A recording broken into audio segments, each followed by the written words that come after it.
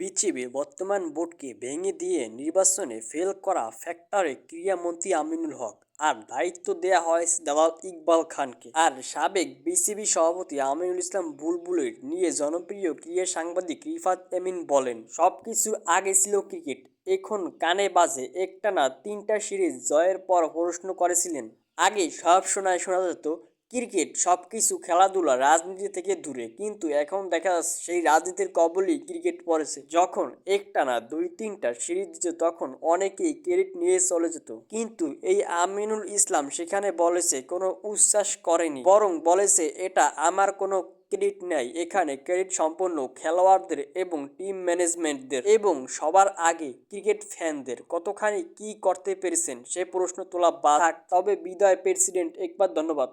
যেখানে সব ক্রীড়া সাংবাদিক একে অপরের তেল দেয় সেখানে আপনি একমাত্র পক্ষে রইলেন।